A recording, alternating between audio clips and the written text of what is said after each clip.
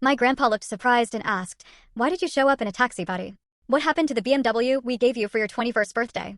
Before I could say anything, my mom smiled and said, "Her sister has that car now." Grandpa went quiet for a moment, thinking, and what he did next honestly made me proud of him. I remember standing in my grandparents' driveway, my stomach twisting with dread, when my mother, with that sickeningly sweet smile, casually dropped a bombshell: "The car belongs to Olivia now."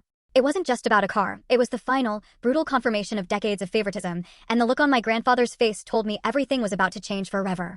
I stepped out of the taxi that afternoon, onto the familiar, sprawling driveway of my grandparents' estate. Immediately, my stomach tightened into those awful, familiar knots. That grand house, the manicured hedges, the old fountain where I'd thrown pennies as a kid, a place that once felt like a sanctuary now felt like a walk to the gallows. My grandfather, Howard, was already on the front steps. He's 78, but still sharp as a tack, with those piercing blue eyes that miss absolutely nothing. His face, usually so full of warmth for me, flickered from joy to confusion in an instant. "Jenna, sweetheart." He came down to hug me, then pulled back, his gaze sweeping over the empty driveway. "Wait a minute. Where's the BMW? Did something happen to it? Is it in the shop?" Before I could even speak, my mother's voice cut through the air, dripping with artificial sweetness. "Diane." She was probably watching from the window, timing her grand entrance perfectly. "Oh, Dad, didn't I tell you?" That smile. God, it always made my skin crawl. "The car belongs to Olivia now." It just made more sense that way. The words just hung there, heavy and suffocating. I watched my grandfather's face contort, confusion, then disbelief, then something hard and cold that I'd only seen a handful of times in my entire life. He looked at me, then at my mother, then back at me again. "Come inside, Jenna," he said, his voice quiet, almost dangerous. "We need to talk." My grandmother, Ruth, was in the living room, always so perceptive. The moment she saw my face, she just knew. My mother followed us in, still wearing that smug, satisfied smirk, completely oblivious to the storm she'd just unleashed. "Start from the beginning," my grandfather commanded, settling into his worn leather armchair. "And I want the whole story." So I did. I started at the very beginning, like peeling back a wound that had never truly healed. It really began when I was 14. My mother, Diane, had always made it crystal clear my younger sister, Olivia, was her favorite. Olivia could do no wrong. Every tiny accomplishment was celebrated like a national holiday. Every single failure? Excused, blamed on bad luck, unfair teachers, whatever. Me? I was the disappointment. The one who never quite measured up, no matter how hard I tried. It was exhausting. When I got into nursing school at 21, you would have thought my grandparents won the lottery. They were absolutely ecstatic. They'd always supported my dream of helping people. And they gave me that BMW for my birthday. It wasn't just a car, it was validation. It was proof that someone, finally, saw my worth. They told me how proud they were, how much they believed in me. But my mother? She saw it completely differently. Within a month, she started her relentless campaign. Olivia, apparently, needed a car for her commute to the university across town. Public transportation wasn't safe. The used sedan they'd bought her kept breaking down. Oh, and it would just be temporary, until they could afford something better. And besides, didn't I live close enough to the hospital to take the bus? I said no. So many times I said no. This car was a gift, my gift, from my grandparents. I needed it for my brutal early morning shifts and those late-night rotations. But my mother was a force of nature when she wanted something. She roped in my father, Thomas, who gave me these disappointed lectures about family and selfishness. She had Olivia crying at the dinner table, sobbing about how unsafe she felt on public transit. She weaponized every single family gathering, turning it into a referendum on my character. "You're being so selfish," she'd announce to anyone who would listen. "Your sister needs this more than you do. You only care about yourself." The breaking point hit 3 months ago. I'd just worked a double shift in the ICU, 16 hours straight, on my feet, dealing with one of the worst nights we'd had in a while. We'd lost 2 patients. I was beyond exhausted, emotionally drained, wanting nothing more than to just collapse into bed. Instead, I walked into my apartment and found my mother and Olivia already there. They'd used the spare key I'd given my parents for emergencies. My car keys were clutched in my mother's hand. "We're taking the BMW," she announced, not asking. "Olivia has an important presentation tomorrow, and her car died again. You can take the bus to work." I was just too tired to fight. Too worn down from months of constant pressure, from the guilt trips, from feeling like I was constantly wrong for simply existing. I just let them take the keys. I told myself it'll just be for a day or 2. That was 3 months ago. I never got my car back. Every single time I asked about it, my mother had a new excuse. Olivia needed it for a job interview. Olivia needed it for a weekend trip. Olivia needed it because she was going through a hard time with her boyfriend and deserved something nice. Eventually, the excuses stopped. "The car is Olivia's now," she told me flatly last month. "She needs it more than you do. You're just going to have to accept that." I had tried to explain all of this before. To my parents, I mean. But they wouldn't listen. My father just shrugged, telling me to work it out with my mother. My Aunt Paula, when I called her, crying one night, told me I was being dramatic. Even some of my extended family seemed to think I was making a big deal out of nothing. It's just a car, they'd say. Family is more important. But it wasn't just a car. Not to me. It was the crushing culmination of 25 years of being treated as less than. Of watching my sister get everything handed to her, while I worked myself to exhaustion for scraps of approval. It was about respect. It was about autonomy. It was about the cold, hard fact that something given to me as a gift had been stolen and redistributed without my consent. This pattern, this insidious favoritism, had started so early that I couldn't even pinpoint the exact beginning. I remember being 7 years old, bringing home a math test with a perfect score. My mother barely glanced at it, just a good job, before sticking it on the fridge. That very same week, Olivia brought home a C+ on her spelling test. My mother? She threw her a little celebration with her favorite cookies and then called my grandmother to brag about how hard Olivia had worked. In middle school, I made the honor roll every single semester. My parents came to exactly one awards ceremony in 3 years. Olivia joined the drama club and got a minor role in a school play. They attended every single performance, brought her flowers, took her out to dinner afterward to celebrate her bravery. When I dared to ask why there wasn't such a fuss about my academics, my mother actually said, "Grades are expected from you, Jenna. Olivia's participation in drama is brave and special." The logic was twisted, but crystal clear. High school was more of the same. I worked part-time at a grocery store to save money for college, maintained a 4.0 GPA, and volunteered at a nursing home on weekends because I knew, even then, I wanted to work in healthcare. Olivia? Mediocre grades, no job, spent most of her time with friends. Yet, when it came time to discuss college, my parents sat me down and calmly explained that they could only afford to help one of us significantly. And Olivia, of course, needed the support more because she wasn't as naturally capable as I was. My head spun. I was being punished for being responsible. My competence had somehow become the very justification for giving me less. So, I took out student loans. I worked my way through nursing school, living in a cramped apartment with 3 roommates, eating ramen more nights than I care to remember, pulling all-nighter studying between shifts as a nursing assistant. Meanwhile, Olivia lived in a nice apartment my parents helped pay for. She got a reliable used car when she turned 19. Had plenty of spending money for concerts and trips. When I finally graduated from nursing school, my parents came to the ceremony, sure. But they left immediately afterward because they had dinner plans. My grandparents, though? They took me out to celebrate. They told me how proud they were, how impressed by my dedication and work ethic. A week later, they showed up at my apartment with a gift, a sleek, black BMW 3 Series with tan leather interior. Every nurse needs reliable transportation, my grandfather had said, pressing the keys into my hand. Especially one who works the hours you do. We don't want you stranded or unsafe. I cried. Actual, unashamed tears. It was the first time in years that someone had prioritized my needs, had seen my struggles, and tried to ease them without attaching conditions or making comparisons. My mother's reaction when she found out about the car was instant and icy. She called me that same evening, her voice tight, strained. "That's a very generous gift," she said. "I hope you thanked them properly." "Of course I did," I'd said, confused by her tone. "Good," she continued. "Because your grandparents don't have unlimited resources, you know. They can't just be buying expensive cars for everyone." The implication was clear. I'd taken something that could have gone to Olivia. Never mind that my grandparents had their own money and could do whatever they wanted with it. Never mind that this was a gift specifically given to me for my accomplishments. In my mother's mind, anything good that came to me was somehow stolen from my sister. The first time my mother suggested I let Olivia borrow the car, I actually laughed. I thought she was joking. She wasn't. Olivia's used sedan had broken down for the 2nd time that month, and my mother thought it would be sisterly of me to share. I patiently explained that I needed my car for work, that public transportation wasn't a viable option for my crazy shifts. My mother just sighed dramatically and said something about how I'd always been the stubborn one. Then came the guilt trips. Every family dinner became an opportunity for my mother to mention how difficult Olivia's commute was, how worried she was about her youngest daughter's safety, how unfortunate it was that some people had nice things while others struggled. She never said my name, but everyone knew exactly who she meant. Olivia, to her credit, seemed uncomfortable with these comments at first.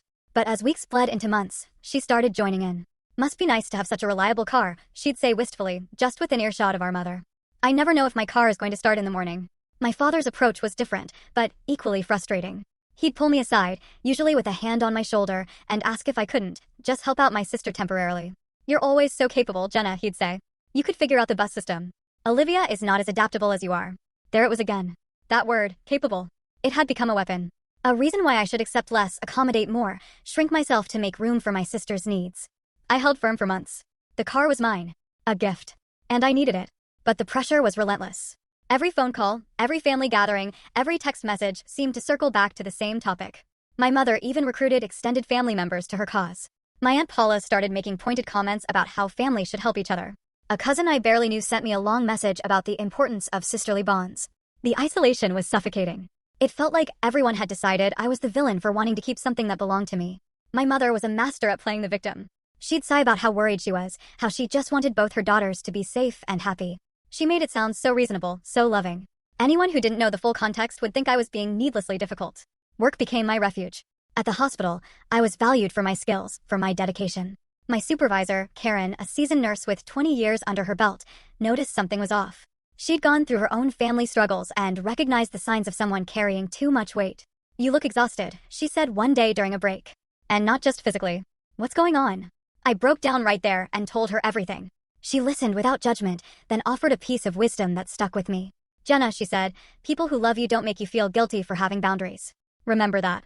But boundaries were almost impossible to maintain when I was being attacked from all sides. My mother escalated her tactics. She started showing up at my apartment unannounced, always with some flimsy excuse. I was in the neighborhood. I wanted to drop off leftovers. "I missed you." But the real agenda was always the same. Pressure me about the car. During one of these visits, she actually went through my mail, uninvited, and found a bank statement showing I'd been approved for a credit card with a decent limit. "See," she said triumphantly. "You're doing fine financially. You could afford to take Ubers to work if Olivia needed the car. She's drowning in expenses and doesn't have this kind of cushion." The invasion of privacy should have been the final straw, but I was just too tired to fight. I was working 50 to 60 hours a week at the hospital, dealing with life and death, comforting families through their worst moments. Coming home to more conflict felt unbearable. Then came the night that changed everything. The night I was too exhausted to fight back. I'd been assigned to the ICU again, for a particularly brutal shift. We had a teenage car accident victim who didn't make it. An elderly patient who coded twice before we finally stabilized him. By hour 14, I was running on fumes, operating purely on autopilot. When I finally clocked out, I discovered I'd missed 17 calls and 32 text messages. All from my mother and Olivia. My sister's car had died again, this time in a parking lot. Across town. She needed to get home, and then to her early class the next morning. My mother, of course, demanded I come immediately with my car so Olivia could take it. I was so tired I could barely see straight. I took the bus home, a 45-minute journey that felt like a lifetime. And when I walked into my apartment, they were already there, waiting. Finally, my mother said, as if I'd been out having fun instead of saving lives, "Olivia needs to leave in 10 minutes to make it home at a reasonable hour." I must have looked as dead as I felt, because even Olivia seemed slightly concerned. "You okay?" she asked. "Double shift. Lost a patient. Need to sleep." "Well, this will only take a minute," my mother chirped, holding out her hand expectantly. "Keys, please." And that's when I should have said no. That's when I should have put my foot down, told them both to leave, and locked the door behind them. Instead, I was so depleted, so utterly worn down by months of constant pressure, that I just handed over the keys. I told myself it would be easier to deal with it tomorrow after I'd slept. "Just for tonight," I mumbled. "I need it back tomorrow afternoon for my next shift." "Of course," my mother said, but there was something in her smile that should have warned me. Tomorrow afternoon came and went. I texted Olivia, asking when I could pick up the car. She responded that she needed it for a few more days for job interviews. My mother backed her up, saying it would be cruel to take away transportation when Olivia was trying to improve her employment situation. A few days turned into a week. A week turned into 2 weeks. Every single request for my car back was met with another excuse. Another reason why Olivia needed it just a little longer. I started taking Ubers to work, watching my hard-earned savings dwindle with each ride. I brought up getting my car back at family dinner, and my mother acted like I was being completely unreasonable. "She's trying to get a job, Jenna. Don't you want your sister to succeed?" "I want my car back," I said, my voice barely a whisper. "The one that was given to me as a gift. It's just temporary. Why are you being so inflexible?" The gaslighting was masterful. Somehow, my wanting my own property returned had become the problem, not the fact that it had been taken without real permission. By week 3, I'd escalated to demanding the car back, my voice firm and my language clear. My mother's response? She just stopped answering my calls. My father, when I finally reached him, said I was creating unnecessary drama and should be more understanding of my sister's needs. I called my Aunt Paula, desperate for support, but she'd already been primed by my mother's version of events. "You have a stable job and income," she told me. "Olivia is struggling to find her footing. Can't you be generous?" "This isn't about generosity." I tried to explain. "This is about something that belongs to me being taken and not returned. You're being selfish. It's just a car." I hung up on her. I was done explaining myself to people who refused to listen. Month 2 arrived, and I'd resigned myself to public transportation and the occasional Uber. The financial strain was significant, but far more painful was the emotional realization that my family cared so little about my well-being. Every time I saw Olivia's social media posts, pictures of her out with friends, my car visible in the background, it felt like a fresh slap in the face. I considered reporting it stolen, honestly. But the thought of getting my own family in legal trouble made me sick to my stomach. I consulted with a coworker who had a lawyer friend, and they explained that because I'd technically given permission initially and hadn't formally demanded its return in writing, the legal situation was murky. You need to send a certified letter, the lawyer advised. Demand the return of your property. Give them a deadline. If they don't comply, then you can involve the police. I drafted the letter, but I never sent it. Some part of me kept hoping my family would just come to their senses, that they'd recognize how wrong this was and return my car with an apology. I was still hoping for a reconciliation that would never, ever come on their terms. My grandfather had sat quietly through my entire story, his expression growing darker, more intense, with each detail. My grandmother had tears streaming down her face. My mother, who'd been listening with increasing discomfort, tried to interject several times. "Dad, you don't understand. Olivia really needed it. Be quiet, Diane." My grandfather's voice was ice. Cold. Hard. "I'm not talking to you right now." She actually fell silent, shocked. I'd never heard him speak to her that way, not once in my life. He turned back to me. "Where's the title to the car?" "Still in my name, technically," I said. "I never signed it over. I didn't even know they'd basically taken it permanently until it was too late to fight about it." My grandfather stood up. He was a tall man, and even at his age, he commanded presence. "Ruth, get me my phone." "Diane, you're going to sit right there and not say a word." "Jenna, I need you to give me Olivia's current address." What happened next was swift and surgical. My grandfather called his lawyer first, a man named Robert Paxton, who'd handled our family's legal affairs for decades. He explained the situation in crisp, clear terms. Then he called a towing company he knew personally and arranged for the BMW to be recovered from Olivia's apartment complex that very afternoon. "But Dad, you can't just..." My mother started again, her voice rising in a panic screech. "I absolutely can." He cut her off, his blue eyes blazing. "The car is registered to Jenna. What you did is called theft, Diane. I don't care if you're family. You stole a gift that your mother and I gave to your daughter, and you gave it to her sister. We're correcting that mistake right now." My mother's face went white. "You're embarrassing Olivia. Everyone will see the car being towed." "Good." My grandfather's voice was utterly devoid of mercy. "Maybe she'll learn something about taking things that don't belong to her." While we waited for confirmation that the car had been recovered, my grandfather sat down with my grandmother, and they had a quiet conversation I couldn't quite hear. My mother, meanwhile, was frantically texting on her phone, probably warning Olivia about what was coming. 2 hours later, I got a text from an unknown number, the tow truck driver. "BMW secured. Where do you want it delivered?" I gave him my address, hardly believing this was actually happening. My phone immediately started blowing up with calls from Olivia and my mother, which I, for the first time, completely ignored. But my grandfather wasn't finished. He called my father next, putting him on speakerphone. "Thomas," he said, his voice firm. "This is Howard. I'm calling to let you know that the car Ruth and I gave to Jenna has been returned to her where it belongs. I'm also calling to tell you that your behavior in this situation has been completely unacceptable. You stood by while your wife stole from your own daughter and made her feel worthless in her own family." My father tried to sputter some excuse, but my grandfather cut him off. "I don't want to hear it. Here's what's going to happen. Ruth and I are updating our will this week. Diane's inheritance is being significantly reduced. That money will be placed in a trust for Jenna instead, which she'll receive when we pass. Additionally, we're setting up a separate fund for her now, enough to cover any expenses she has while she finishes her nursing residency and gets on her feet. Consider it reparations for years of terrible parenting." I gasped. "Grandpa, you don't have to," he held up his hand. "Yes, I do. Your grandmother and I have watched this favoritism for too long. We kept hoping your mother would grow out of it, that she'd see what she was doing to you. But she hasn't, and we're not going to enable it anymore." My mother was openly crying now, ugly, angry tears. "You're punishing me for trying to help both my daughters. You're choosing Jenna over me." "No," my grandmother said, speaking for the first time, her voice firm but heartbreakingly sad. "We're correcting an imbalance that you created. We love both our granddaughters, Diane. But you clearly don't, and that breaks my heart." The implications of that statement hung in the air, heavy and inescapable. My mother looked like she'd been slapped. The room fell into a tense silence. I could see my mother processing what had just happened, her face cycling through shock, anger, and something that might have been shame if she'd been capable of genuine self-reflection. But my grandfather wasn't done. He pulled out a small, worn notebook from his jacket pocket. He'd always been the type to keep meticulous records.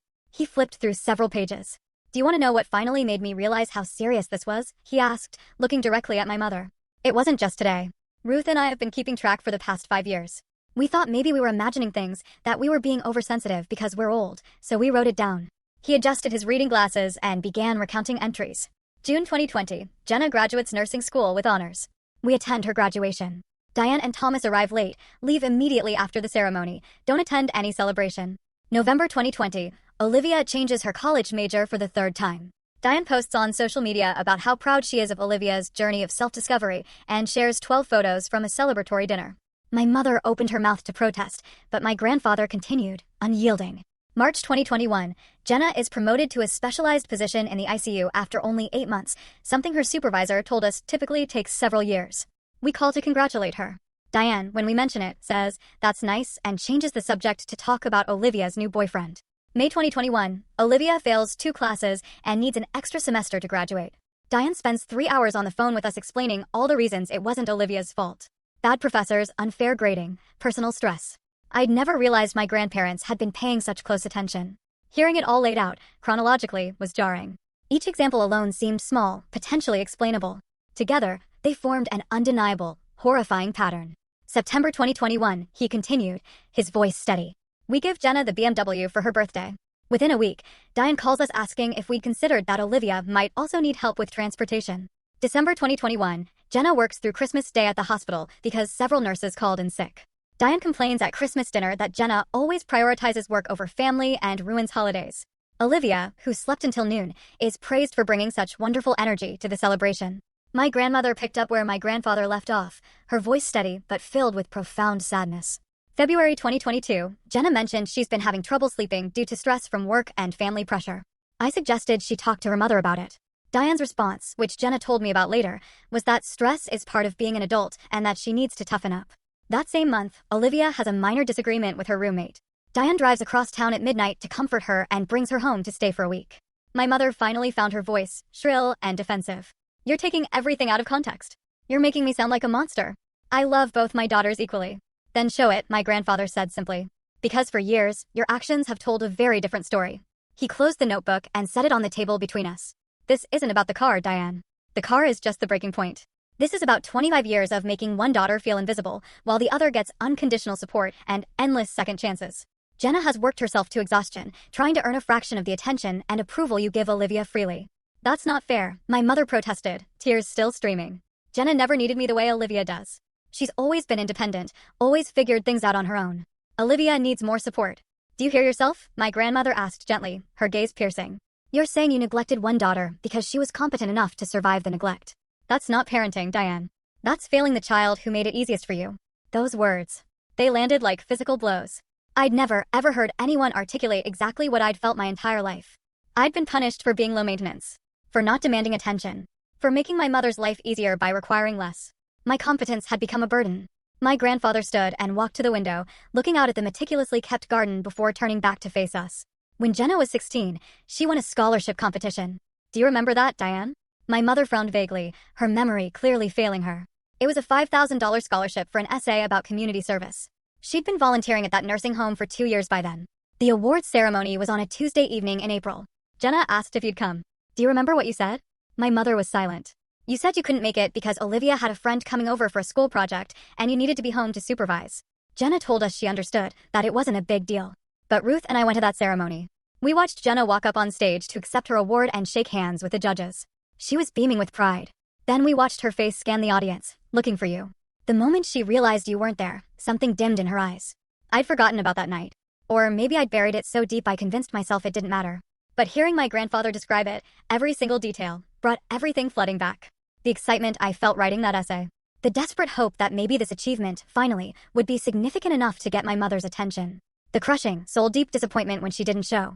She was 16 years old, my grandmother added softly. She won a competitive scholarship against applicants from across the state, and her own mother couldn't be bothered to show up. But 3 weeks later, you took a half-day off work to attend Olivia's spring concert, where she sang backup in one song. "I don't have to justify every parenting decision I made to you," my mother snapped, but her voice lacked any real conviction now. "No, you don't," my grandfather agreed.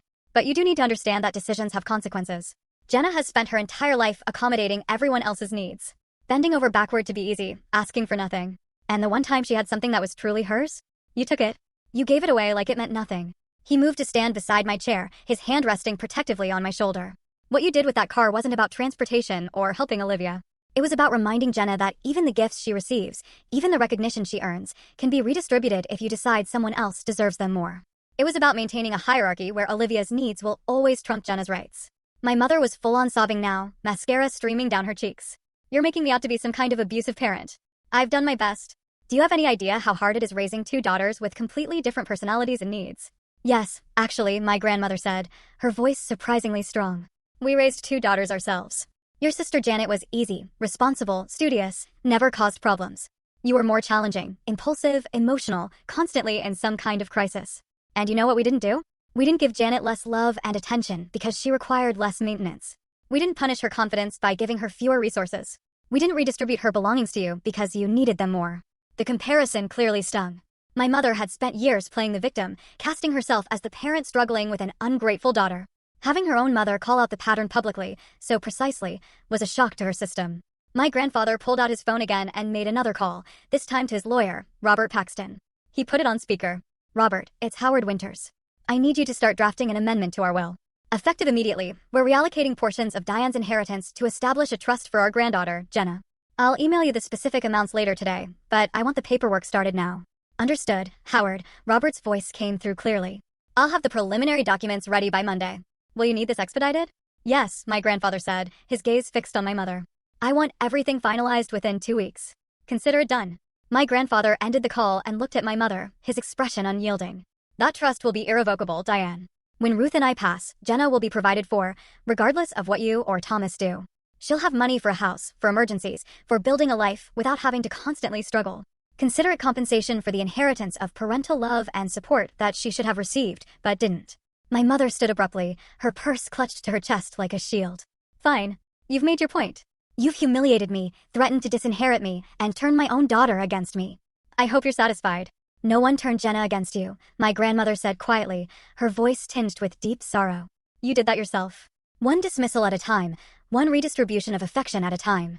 We're just finally acknowledging reality. My mother stormed toward the door, then stopped and turned back to me. Her face was a furious mess of rage and something that might have been hurt if I squinted. You couldn't just handle this privately, could you? You had to run to your grandparents and make me look like a villain. You've always been so good at playing the victim. The accusation was so absurd, so completely inverted from reality, that I almost laughed. But I was too tired, too emotionally wrung out. Instead, I just looked at her steadily. I came here today by taxi because I don't have my car, I said, my voice calm, unwavering. The car that was given to me as a gift and then taken away. That's not playing the victim.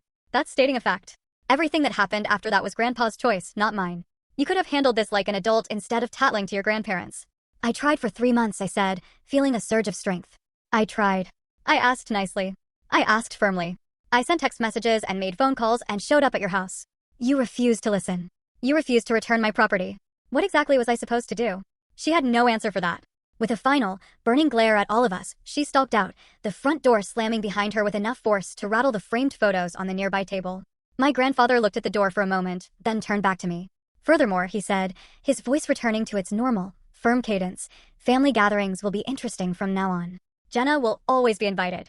Diane and Thomas, your invitations are conditional on you treating Jenna with basic respect and dignity. Olivia is still welcome. She's young and has been raised with warped values, but she can still learn better if she chooses to. He walked over and put his hand on my shoulder. Jenna, I'm sorry we didn't see this clearly before. I'm sorry we didn't protect you from this treatment. That changes now. I couldn't hold back the tears anymore.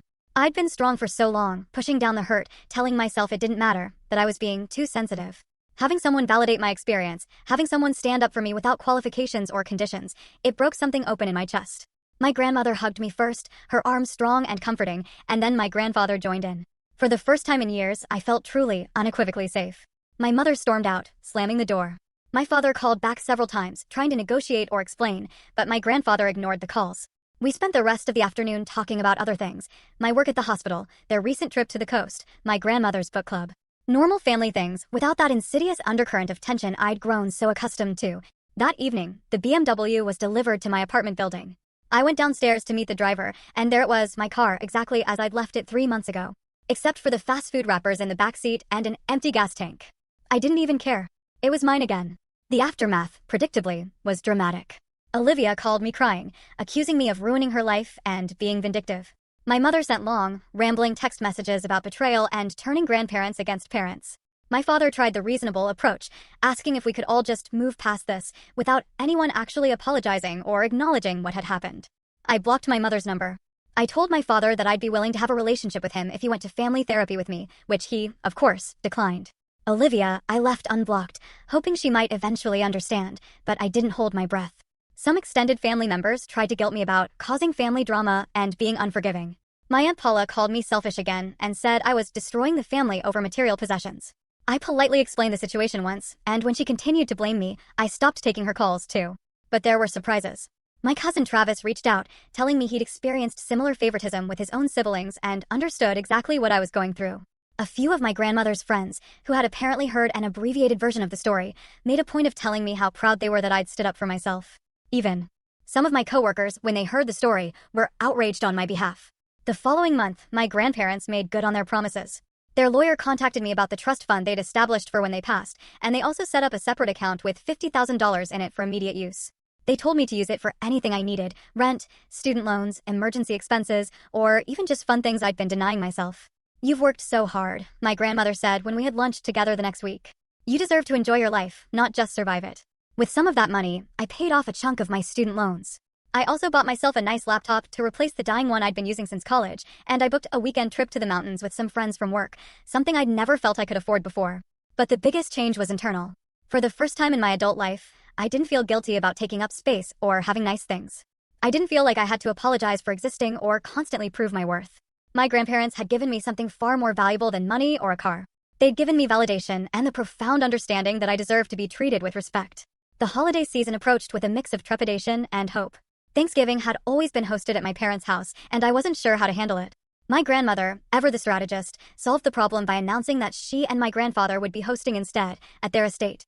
"Everyone is invited," she said when she called to tell me. "But there will be ground rules. No discussing the car situation.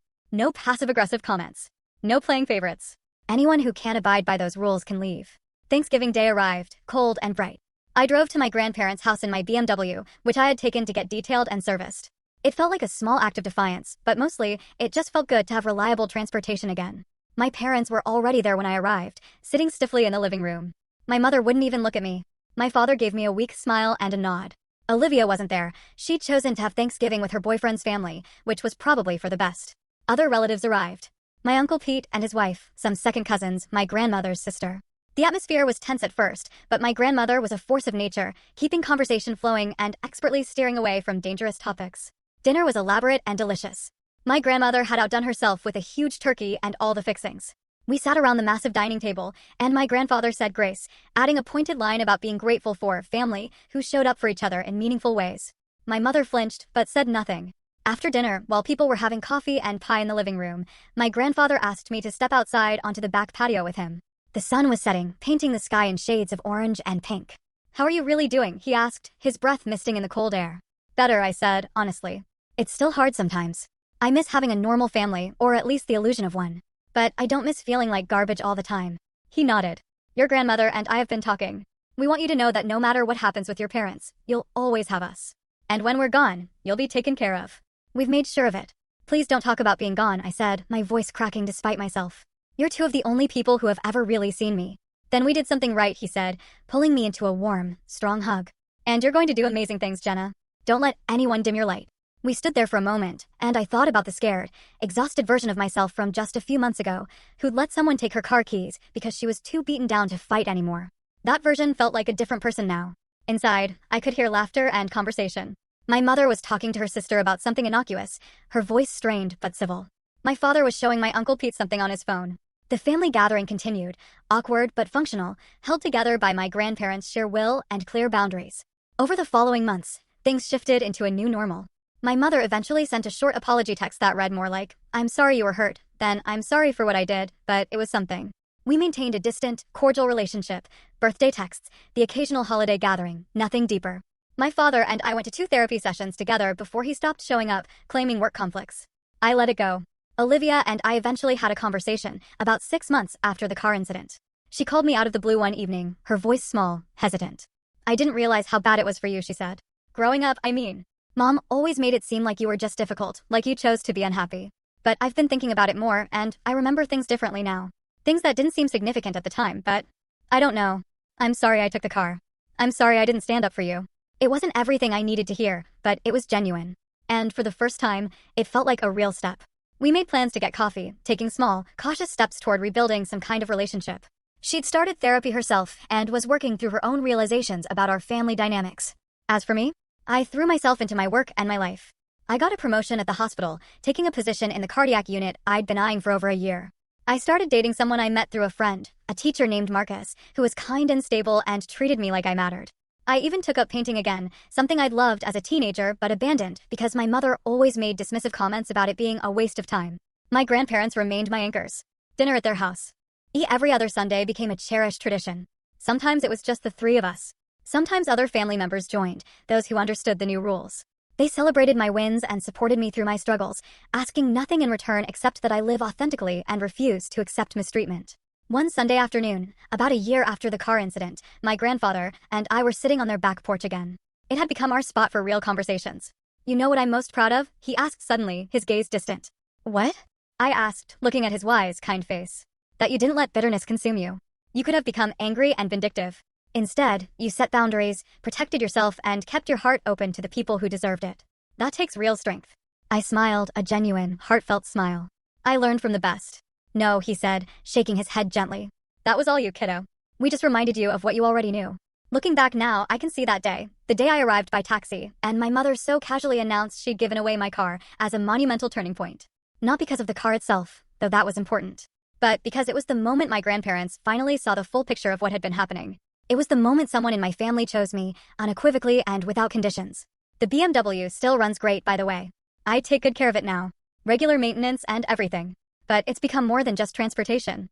Every time I slide into the driver's seat, I remember that I'm worth fighting for. I remember that boundaries aren't selfish, that self-respect isn't optional, and that family should build you up, not tear you down. My grandfather is 80 now. My grandmother's 77. They're still sharp and active, still hosting Sunday dinners and taking trips and living their lives fully. But I know that someday, probably sooner than I'd like, they won't be here anymore. When that day comes, I'll grieve deeply. But I'll also carry forward the greatest gift they gave me, the knowledge that I deserve to take up space in this world, to have my own things, to be treated with dignity and love. And whenever someone tries to diminish me or make me feel small, I'll remember my grandfather's face that day. The quiet fury, the decisive action, the absolute refusal to let his granddaughter be treated as less than. I'll remember that sometimes love means drawing hard lines and holding people accountable. I'll remember that standing up for yourself isn't selfish, it's survival. The taxi ride that started this whole chain of events cost me $23. The year of boundary setting and family drama that followed cost me relationships with people who never truly valued me. But what I gained was priceless: self-respect, validation, and the unshakable knowledge that I am enough, exactly as I am. My mother still doesn't fully understand what she did wrong. My father remains conflict avoidant, preferring peace at any cost over actual justice. Olivia is learning and growing, slowly, painstakingly rebuilding trust. And me? I'm driving forward, literally and metaphorically, in the car my grandparents gave me as a symbol of their love and pride. Sometimes the best revenge isn't elaborate schemes or public humiliation. Sometimes it's simply reclaiming what was yours, setting boundaries that protect your peace, and living well despite the people who try to make you small. Sometimes it's having someone in your corner who sees clearly, acts decisively, and reminds you that you are never the problem. That's exactly what my grandfather did. And it made me truly, deeply proud, not just of him, but of myself for finally accepting the support I deserved all along.